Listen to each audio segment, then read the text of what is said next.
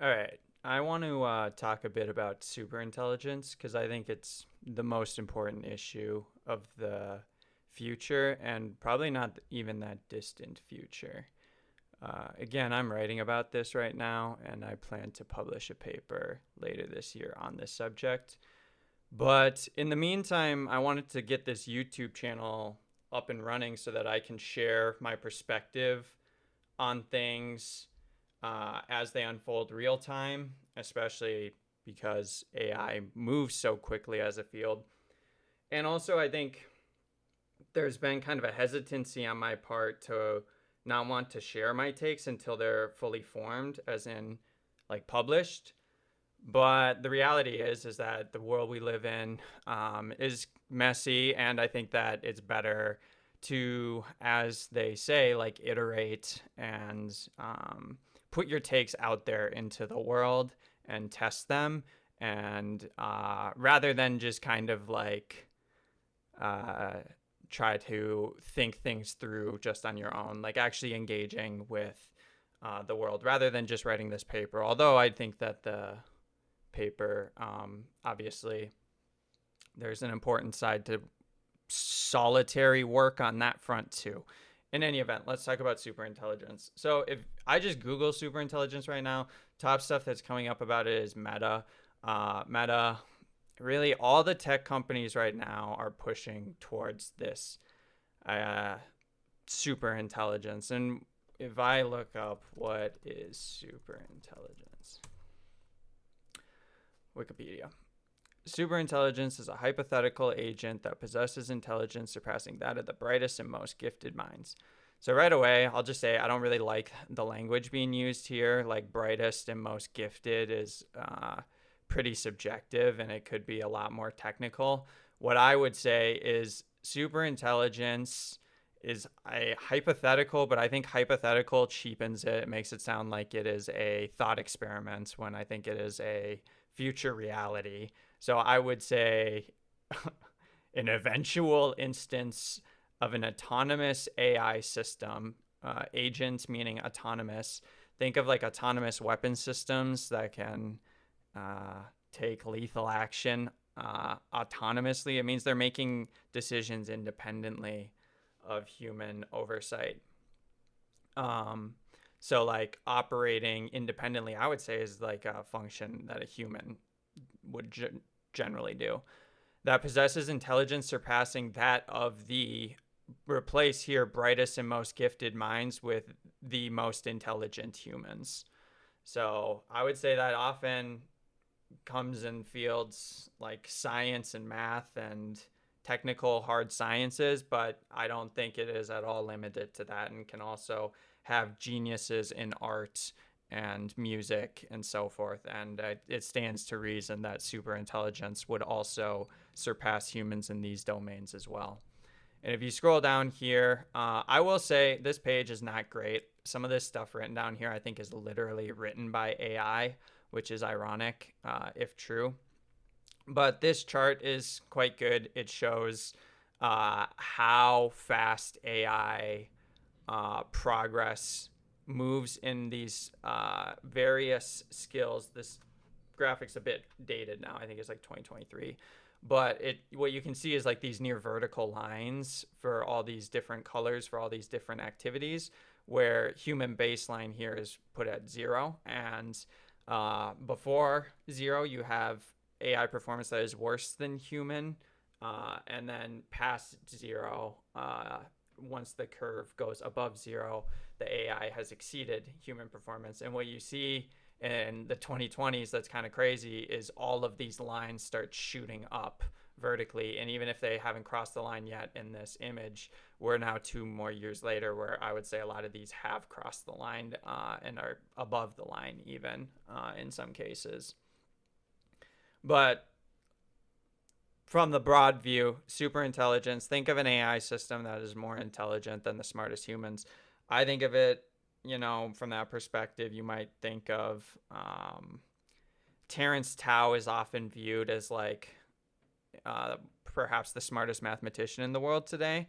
And I know he is very interested in what is happening in AI. And I feel very strongly it is because there is some sense in which I mean, if you're like the LeBron James or the Michael Jordan or whatever of your domain, and then you're just kind of, for lack of a better framing, kicking everyone else's ass, but even still, you get stuck at a certain point. And then there's this technology being built with the explicit goal of being smarter than everybody else, including you. It creates a very strong incentive very quickly for you as the leader in that field to direct your attention on that technology. And that's exactly what's happening with Terence Tao and Superintelligence. Um, and so basically, just imagine an AI system that's smarter than humans, and I would say as dangerous as nuclear weapons. And so where this starts is with ImageNet in 2012 was this data set of all these images. And the challenge was to classify the images correctly. So if it showed a bicycle, you would say, this is a bicycle, but to have an AI do that accurately in 2012. And the breakthrough was AlexNet, which was this creation by these guys, maybe some other people too, but Jeff Hinton famously, Ilya Sutskever, who's become much more famous, and then Alex, I don't recall his name, Krzyzewski maybe? I don't recall his last name, sorry.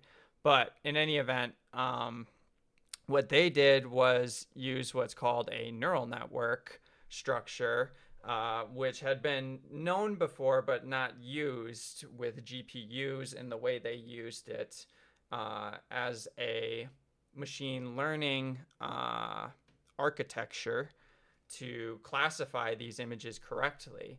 And basically, everything that has happened since 2012 in AI is predominantly due to the generality and the depth and frankly the mystery of neural networks.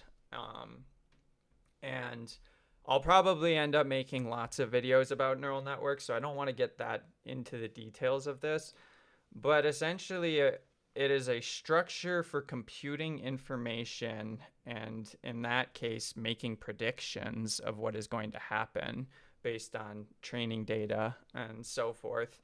That generalizes extremely well to all kinds of data. And it's not just images, it's not just words, it's not just sound. It generalizes to seemingly everything. And that is what is so amazing about it. And it's also why AI has come so far since their introduction in 2012 to like the mainstream discourse of AI. And so where you can kind of think of superintelligence then, in my opinion, is an extremely massive neural network that has progressed beyond the intelligence frontier of humanity definitively. And if you want to learn more about superintelligence and why, like, it's so relevant, why we have a strong, why there is strong suspicion that it would exist, etc. Again, I'm writing a paper about this, so I will direct people to that paper when it is complete.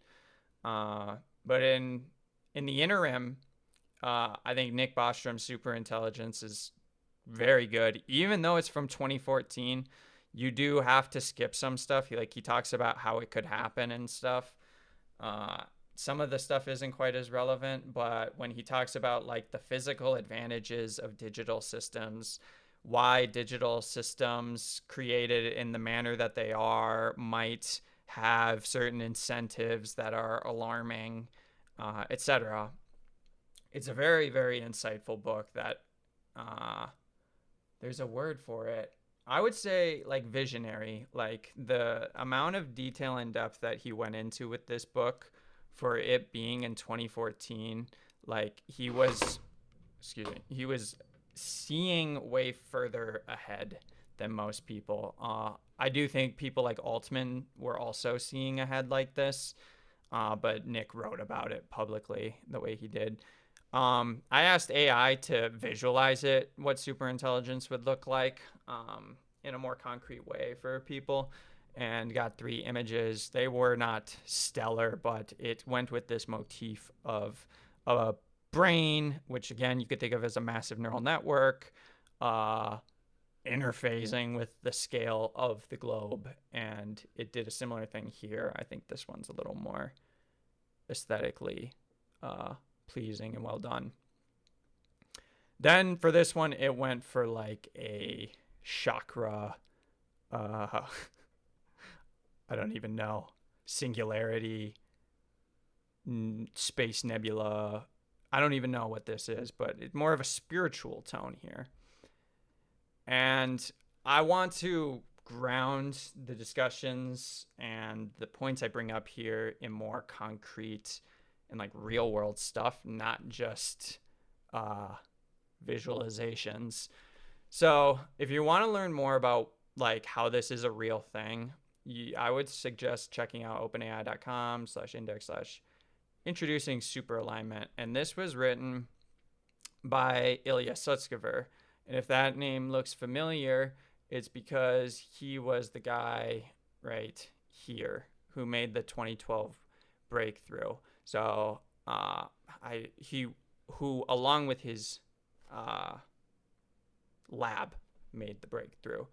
And so he now has, I didn't do this in here, but he has now created this company, Safe Superintelligence Inc., where he says, safe superintelligence is within reach. Building safe superintelligence, SSI, is the most important technical problem of our time. We have started the world's first straight-shot SSI lab with one goal and one product, a safe superintelligence. It's called Safe Superintelligence Inc. Safe Superintelligence Inc. is our mission, our name, and our entire product roadmap because it is our sole focus. Our team, investors, and our business model are all aligned to achieve SSI. We approach safety and capabilities in tandem as technical problems to be solved through revolutionary engineering and scientific breakthroughs. We plan to advance capabilities as fast as possible while making sure our safety always remains ahead. So there is a lot being said here underneath the surface. I will probably be making more videos about what I suspect this is alluding to and the background of this. And he goes, this way we can scale in peace. Our singular focus means no distraction by management, overhead, or product cycles, and our business model means safety, security, and progress are all insulated from short-term commercial pressures. Again, a lot being said. And basically says, like, we offer an opportunity to do your life's work and help solve the most important technical challenge of our age. Now is the time. Join us. June 19th, 2024. So right now it is July 20th, 2025, which means that this happened a year and a month ago. And again, it's worth emphasizing that this guy was at the cutting edge of the initial breakthrough that I would say fundamentally all progress in AI is building off of. And while you could certainly make the argument if he hadn't made the breakthrough, somebody else would have, and I'm sure that is true. He is the guy who did it, right? It's like saying, oh, if, I don't know, if Oklahoma City hadn't won the NBA Finals this year, then the Indiana Pacers would have, but that's not what happened. So it is worth noting, I suppose, who said what and who was right at what times and what they're saying now.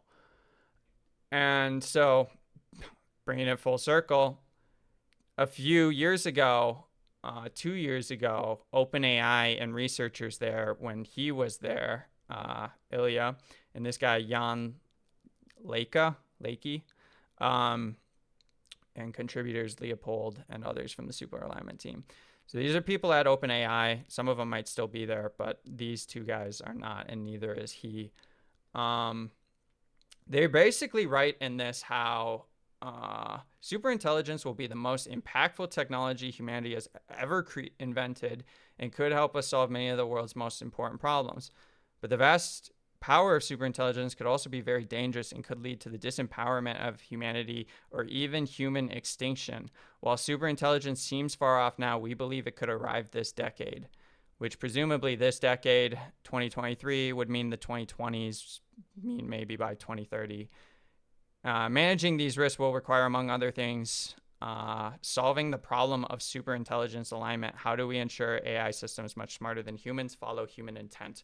If you want to learn more about this, you should check out this page. I will put links to everything in the description.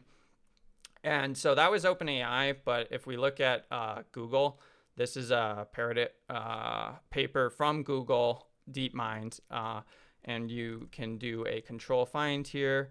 What they do that I like actually a lot is they have this table for how AI progress will unfold, or they suspect, where along the vertical you get these levels of expertise. So no AI, emerging, competent, expert, virtuoso, or superhuman, where competent is at least 50 percentile of skilled adults, experts 90th percentile, virtuosos 99th, superhumans outperform 100%. And then you have narrow domain versus like general or wide domain. So narrow, they give an example of narrow calculator software compiler versus general non-AI human in the loop computing.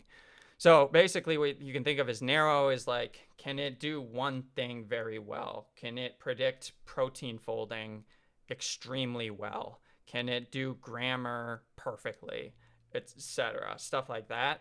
But those are narrow tasks. General tasks means, well, as it sounds, can it do anything that like a human brain can do? So anything that you would ask a human to do that you would feel that they could do with like a reasonable amount of instruction and input, could the AI do it? And then they're tracking their progress here. So for each of the narrow cases, they argue each one has already been met. And then for the general cases is now where the progress is coming along.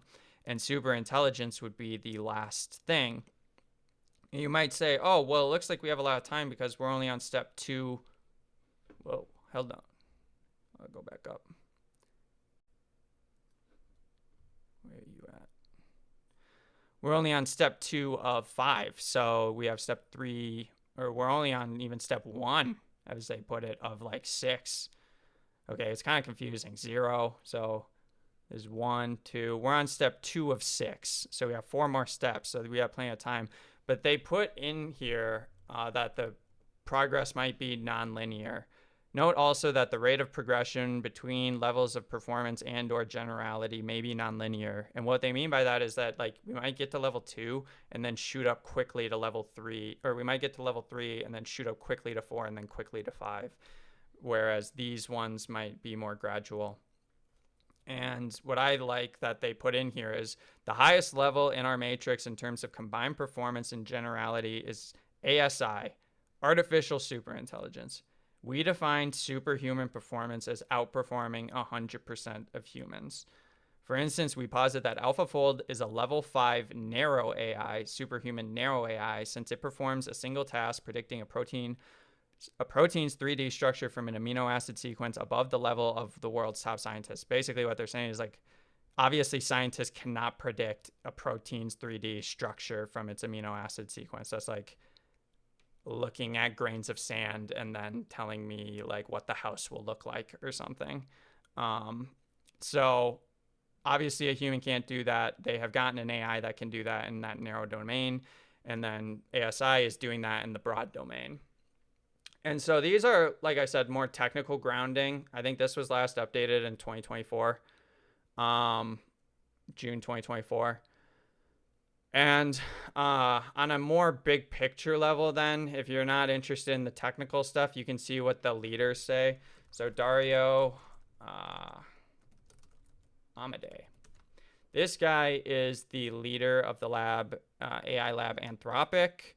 And he's the CEO of the company. And Anthropic, if you don't know them, they make basically probably the biggest ChatGPT competitor in this AI bot called Claude. And I use both ChatGPT and Claude. I think both have good like upsides.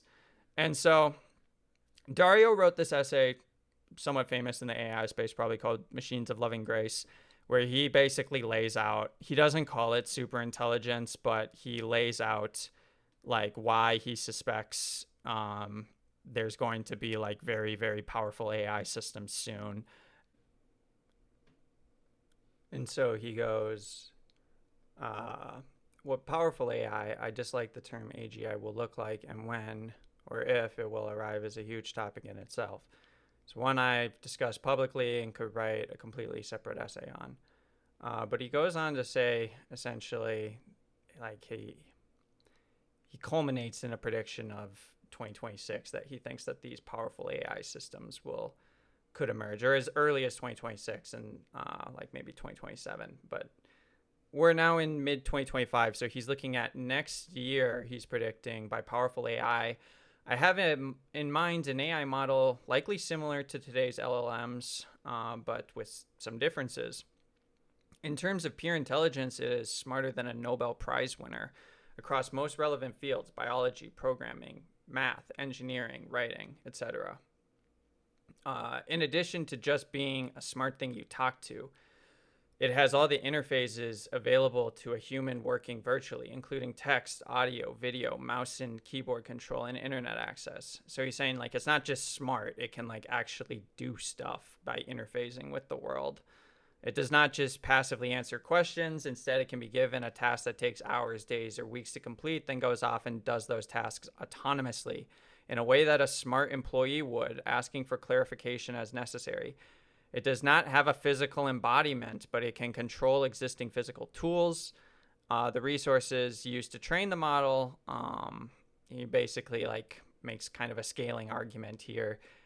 The resources used to train the model can be used to run millions of instances of it. So what he's saying is it's not just one AI model that they run. You can imagine having a million copies of the AI model running simultaneously, or millions, so that you don't just hire one employee, you can hire 1,000 of these AI employees in theory. In practice, we'll see what actually ends up happening. But he goes, we could summarize this as a country of geniuses in a data center. And again, if you want to learn more about his perspective on it, check out this essay. And then the last person I'm going to touch base on here is Sam Altman. He is, I'm sure you guys know, the CEO of OpenAI. And I think what he has to say about AI and superintelligence is relevant. Dario lays stuff out, I think, a little bit more concretely than Sam does, if I'm going to be frank. Sam more goes for kind of the like lofty, like we're here for the glorious future, like this is going to be, uses, I mean, so do I, right? So who am I to say? But he uses more colorful language. And I don't really think it's quite as grounded. But that being said, I don't think that I fundamentally disagree with really anything he says. So it's just different styles. They have different styles.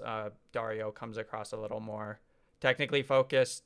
Altman is kind of like the Google versus Apple thing emerging, where like Google was more technical maybe, but Apple had like the aesthetic part more down. I think that's what we're seeing a little bit between Sam Altman and Dario. Altman keeps his more concise, his posts about it.